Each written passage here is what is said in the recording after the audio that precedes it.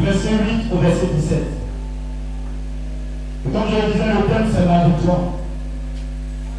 Et depuis le matin, le dirigeant ne fait que parler de victoire. Et maman est venue à la parler de victoire. Et même tous ceux qui ne témoignent pas de victoire, Dieu est dans sa parole. Alléluia. Ce matin, sois disposé. Ce matin, sois dans l'esprit. Je ne serai pas là. Mais si tu saisis ces paroles, et si tu saisis la révélation qui se trouve dans ces paroles, tu rendras témoignage ici. Tous sans exception. Amen. Est-ce que quelqu'un est convaincu de cela? Acclame Jésus. 1 Chroniques 14, du verset 8 au verset 17. Je lis la parole de Dieu. Les Philistins apprirent que David avait été oint pour roi sur tout Israël. Et ils montèrent tous à sa recherche. David, qui en fut informé, sortit au-devant d'eux. Les Philistins arrivèrent et se répandirent dans la vallée des Rephaïm. David consulta Dieu en disant: monterai-je contre les Philistins et les livrera-tu entre mes mains? Et l'Éternel lui dit: monte, et je les livre entre tes mains. Et ils montèrent à Baal-Pérastim, où David les bâtit. Puis il dit: Dieu a dispersé mes ennemis par ma main, comme les eaux qui se coulent. C'est pourquoi on a donné à ce lieu le nom de Baal-Pérastim. Ils laissèrent là leur Dieu qui fut brûlé au feu d'après l'ordre de David. Les Philistins se répandirent de nouveau dans la vallée. David consulta encore Dieu, et Dieu lui dit: tu ne monteras pas après eux, détourne-toi d'eux, et tu arriveras sur eux vis-à-vis des milliers. Quand tu entendras un bruit de pas dans les cimes des milliers, alors tu sortiras pour combattre, car c'est Dieu qui marche devant toi pour battre l'armée des Philistins. David fit ce que lui avait ordonné, ce que Dieu lui avait ordonné, et l'armée des Philistins fut battue depuis Gabaon jusqu'à Gézer. La renommée de David se répandit dans tout le pays, dans tous les pays, et l'Éternel le rendit redoutable à toutes les nations. Alléluia. Est-ce que quelqu'un peut acclamer cette parole du Seigneur? La Bible nous dit que les Philistins ont appris que David a été fait roi sur Israël. Eux sont Philistins. David a été fait roi sur Israël. À cause de cette information, il se lève contre David. Il ne trouve pas ça bizarre. David n'a pas été fait roi sur le peuple philistin. David a été fait roi sur Israël. Israël et puis les Philistins, c'est deux peuples différents. Ils ne viennent pas du même endroit. Ils n'habitent pas ensemble. Ils n'ont pas la même contrée. Mais ils se lèvent. Et la Bible déclare qu'ils se répandent. Tellement ils sont nombreux, ils se répandent. Ils ne peuvent pas rester en groupe dans un seul coin. Ils s'occupent tout le territoire. Parce qu'ils ont affaire à David. Parce qu'on a appris que bientôt tu vas te marier, ils se sont levés. Parce qu'on a appris que bientôt tu vas occuper une place. La sorcellerie s'est levée. Parce qu'on a appris que le moment est arrivé et que des choses ont commencé à se passer. Ils ont commencé à se lever. Parce qu'on a appris que tu as eu une affaire qui va te rapporter des millions. L'ennemi a commencé à se répandre partout. Parce qu'on a appris que ton commerce va prendre une tournure. Alors ils ont commencé à se positionner. Les Philistins. Toujours les Philistins. Depuis l'âge de 17 ans, David a l'air secret. Il a combattu Goliath. Il a terrassé Goliath. Depuis là, ça l'a fait très mal. Parce que David a terrassé Goliath. Ça l'a fait très mal. Parce que tu les as engloutis. Parce que tu les as aveuglés. Parce que tu les as liés. Ils ne sont pas d'accord pour ça. Parce que tu as accepté Jésus. Et que tu as été loin. Parce que tu as été stabilisé. Ils ne sont pas d'accord. Ils se sont encore levés. Les Philistins, ils ne se découragent jamais. Toi et moi savons un peuple qui ne se décourage jamais. Il y a des gens qui sont là dans l'ombre, ils ne se découragent jamais. Les sorciers, les sorcières, ils ne se découragent jamais. Qu'ils soient de ta famille ou pas, ils ne se découragent jamais. Ils savent une chose, toi tu ne dois pas avancer, toi tu ne dois pas faire pouvoir, toi tu ne dois pas te marier, toi tu ne dois pas prospérer, toi tu ne dois pas avoir la prospérité, toi tu ne dois pas enfanter. C'est tout ce qu'ils savent. C'est tout ce que eux savent. Parce que David a été fait roi. Eux ils se lèvent dans leur pays là-bas, puis se répondent dans la vallée. Tout un peuple pour une personne. Toute une confrérie à cause de toi. Toutes ces incantations à cause de ton projet. Ce qui est spécial. Ce que tu as du plus aux yeux de Dieu.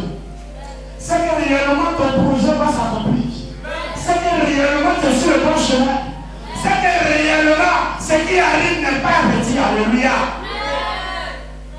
Quand tu es roi, tu amasses les trésors. Tu as des avantages. Encore des avantages que tu vas percevoir bientôt. Quelqu'un s'est levé. Mais la Bible déclare, quand David a appris cela, David n'a pas commencé à pleurer. David n'a pas commencé à chercher, mais que faire? David est allé de sa vie de Alléluia. David s'est levé et il est allé à leur rencontre. Alléluia. Ce matin, je veux quelqu'un qui va se lever pour aller à la rencontre de la sorcellerie. Ce matin, je veux quelqu'un qui va se lever pour aller braver les musées. Ce matin, je veux quelqu'un qui va se lever pour aller contre l'adversaire. Ce matin, je veux quelqu'un qui va avoir le courage comme David de se lever. Alléluia. Le fait de te lever, ça prédestine de ta victoire. Le fait de dire, mais qui sont ceux-là, comme apôtre l'a dit, c'est que le fait même de se lever contre toi, ça t'énerve déjà. Alléluia. Ça doit t'énerver, ça doit te révolter, ça doit te pousser à changer de position, à adopter une certaine stratégie. Vous savez, pour ceux qui sont dans l'armée, il y a une manière de combattre l'adversaire, il y a une stratégie pour combattre telle autre situation. C'est le temps des stratégies. David s'est levé, mais David n'est pas allé combattre d'abord. David s'est levé, mais il avait un avantage. Il avait l'intérêt des armées. Peut-être que tu ne sais pas. Tu as un avantage. Tu as le Dieu qui sait tout. Tu as le Dieu qui fait tout. Tu as le Dieu qui est au-dessus de tout. Tu as le Dieu qui est plus puissant. Tu as le Dieu qui est le roi. Tu as le Dieu qui est puissant. Tu as le Dieu qui est Seigneur. Tu as le Dieu qui est la vie. Tu as le Dieu qui a formé l'homme. Tu as le Dieu qui connaît toutes choses. Son nom, c'est l'Éternel des armées. Ça veut dire qu'il est au-dessus de toute armée. Et il a toutes les stratégies pour avoir la victoire. C'est ce Dieu-là que tu as. La Bible dit que David allait consulter l'Éternel.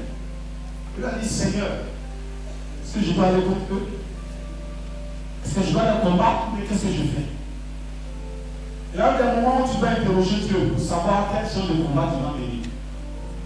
Il y a des moments où tu dois aller face à l'Éternel pour savoir si tu dois combattre minuit à 4 heures. Ou bien si c'est un moment de jeûne, pour savoir si c'est un long moment, pour savoir si c'est un court moment, pour savoir si c'est un combat, pour savoir si c'est seulement une offrande. Est-ce que quelqu'un sait qu'une simple offrande peut lui donner la victoire sur des conflits de sorcellerie? Est-ce que quelqu'un sait qu'un sacrifice peut lui donner la victoire? David a consulté l'Éternel. L'Éternel a donné le feu vert, alléluia. Bien-aimé, ce matin, l'Éternel a donné le feu vert, alléluia. Ce matin, l'Éternel a mis tes adversaires sous tes pieds. Regarde en bas de tes pieds, ils sont là, ils sont positionnés. Ils sont à ta portée, ils sont à ta disposition. Ils sont face à face de toi, vis-à-vis de toi. Et tu as la possibilité de faire ce que tu veux d'eux. Cela va dépendre de ta résolution ce matin. Cela va dépendre de savoir si tu auras pitié ou bien si tu n'auras pas pitié. Mais laisse-moi te rappeler une chose. Parce qu'ils sont appris, ils se sont levés. Ils ne se sont pas levés pour te féliciter. Les Philistins ne se sont pas levés pour aller encourager David. Ils ne se sont pas levés pour aller apporter à David. pas levés pour aller célébrer David, mais ils se sont levés contre David. Donc si tu as pitié, je te rappelle qu'ils se sont levés contre toi. Je le disais le vendredi, il y a un funérail que tu dois célébrer. Dis Amen. Il y a un funérail que tu dois célébrer. Dis Amen. Le problème n'est pas que tu aies l'argent ou pas. Mais le problème c'est que tu dois célébrer le funérail. Tu es d'accord avec ça? Ou bien tu n'es pas d'accord avec ça? Il y a quelques personnes qui sont d'accord avec ça.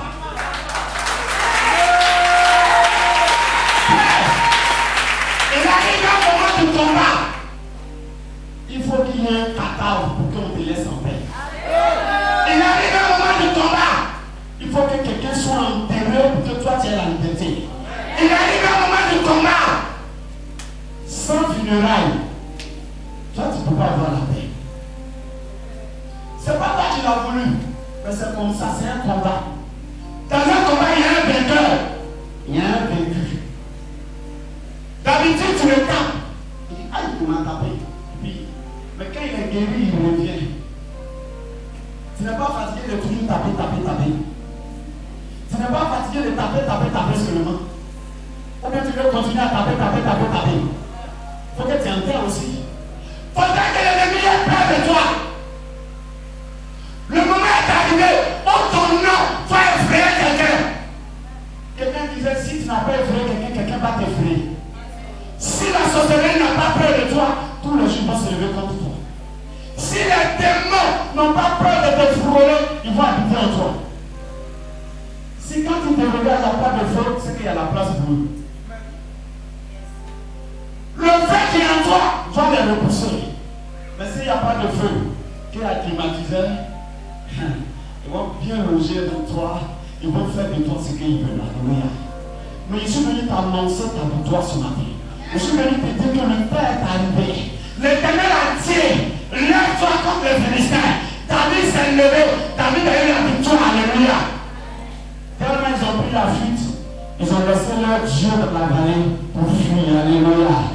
Maintenant, il y a des dieux qui sont là que tu dois brûler parce que David les a brûlés. Ce matin, ton feu doit brûler l'esprit. Ce matin, ton feu doit brûler l'esprit de masse. Ce matin, ton feu doit chasser le démon de célibat. Ce matin, ton feu doit chasser le mari d'aimer qui longtemps t'empêche de rentrer dans le mariage.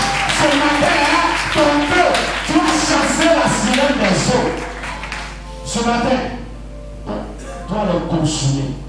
David les a brûlés. Mais quand David les a brûlés, ils ne se sont pas arrêtés là. Ils se sont encore levés. Tant que même qu'ils n'avaient pas brûlé, Dieu, ils se sont encore levés. David a encore fait ce qu'il sait faire. David a consulté Dieu. Je vais encourager quelqu'un à consulter Dieu. Il y a quelqu'un ici qui souffre, mais pour venir consulter Dieu, il hésite. Mesdames, aie le courage de venir consulter Dieu. Parce que Dieu va te donner la stratégie et tu seras libéré pour toujours. Alléluia. Je sais de quoi je parle. Alléluia. Et quand David a consulté Dieu, l'Éternel a dit à David, attends un peu. Cette fois-ci, tu ne vas pas aller face à face. Mais positionne-toi. Sois vigilant. Ce matin, est-ce que tu es vigilant? Ce matin, est-ce que tu es prêt? Tu le vois, mais tu fais comme si tu ne le vois pas. Tu le vois venir. Tu vois sa position, mais tu fais comme si tu ne vois pas sa position. Parce que c'est ce que l'Éternel a dit à David. Et l'Éternel a dit à David, quand tu vas entendre des bruits de pas, alors tu vas te lever. Parce que le bruit de pas, c'est le pas de l'Éternel qui te dépense. Alléluia. Ce matin, j'annonce à quelqu'un que les pas de l'Éternel vont le dépenser. Ce matin, l'Éternel lui-même va pour le combat. Entre semaines. Pas le bruit. Ils étaient dans une situation où on ne peut pas sortir, où on ne peut pas rentrer. Ils étaient coincés. C'est tellement, c'est dans une position où tu es coincé. C'est quand les pères se sont levés et ils ont dit, mais d'abord, si on retourne, on a faim. Si on ne sort pas, on a faim. Si on a faim, on meurt de faim. Qu'est-ce qu'on fait? Allons-y. Ils ont fait un pas. Ils ont fait 2 pas. Ils ont fait 4 pas. Ils ont fait 5 pas. Le 7e pas, les Syriens ont pris la fuite. Parce que pendant que les lépreux se déplaçaient, eux ils entendaient des bruits de chars. Eux ils entendaient que c'était l'armée de l'Éternel qui venait. Eux, ils entendaient que c'était une armée puissante qui s'approchait d'eux. Cette armée venait pour les détruire, pour les dénaciner. Ce matin, tes pas doivent être dévancés par les pas de l'Éternel. Dieu met à ta disposition des anges pour combattre pour toi ce matin. Dieu met à ta disposition une armée spéciale. Des commandos spéciaux. À un moment donné, on envoie l'armée d'élite. Dans l'armée, il y a ce qu'on appelle armée d'élite encore. Il y a des corps d'élite. Il y a des commandos spéciaux encore. Aujourd'hui, là, tu vas les voir. Aujourd'hui, tu vas les sentir. Aujourd'hui, c'est eux qui vont combattre pour toi. Parce que tu as eu un moment du combat où ce n'est plus la présenter. À chaque niveau, il y a un combat spécifique. Il y a eu le premier combat, c'était un petit combat, c'était un niveau faible. Mais quand maman le dit à la 4e dimension de l'onction, c'est que c'est la 4e dimension du combat. Parce qu'il faut que tu montes encore. Il faut que tu changes de stratégie de combat. Il faut que tu sois résolu. Que ce ne soit plus le combat de 2 minutes et puis tu es fatigué. Que ce ne soit plus le combat de 3 minutes et puis tu es fatigué. Mais que ce soit des combats pour ta victoire. Je parle de ta victoire. Je parle d'une célébration. Je parle d'un témoignage. Je parle de l'accomplissement. Je parle de l'exercement. Je parle de quelque chose que j'attendais depuis longtemps. Est-ce que quelqu'un est prêt à cela? Est-ce que quelqu'un est prêt au combat? Est-ce que quelqu'un est prêt à avancer? Est-ce que quelqu'un est prêt à les consommer? Est-ce que quelqu'un est prêt à les brûler? Est-ce que quelqu'un est prêt à les déchiqueter? Est-ce que quelqu'un est prêt à les détruire totalement? Tu n'es pas prêt. La Bible déclare que quand David a appris, il s'est levé, il avait vis-à-vis d'eux. Tu as appris que le combat va commencer, tu es encore assis. C'est que tu n'es pas prêt. Tu n'es pas encore prêt. Je t'ai dit, c'est pas long. Aujourd'hui, on ne prêche pas beaucoup. On va beaucoup prier. C'est le temps où tu vas déclarer des paroles fortes. Comme on le disait à quelqu'un, âme sensible, appelez-vous. Si tu sais que tu as goûté les paroles en montagne. Mais je te rappelle aussi, si tu ne dis pas ces paroles, ils vont toujours continuer de te fatiguer. Or, toi et moi savons que tu n'es pas maso. Tu ne prends pas plaisir à la souffrance. Tu ne prends pas plaisir à ça. Tu veux être libéré une bonne fois pour tout, alléluia. Tu veux être libéré une bonne fois pour tout, alléluia. Il faut me demander que réellement tu n'es pas maso ce matin. Il faut te demander cela par tes acclamations.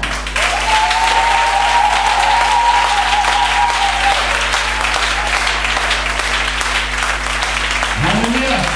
Alléluia. Alléluia. Est-ce que quelqu'un est réellement prêt pour le combat?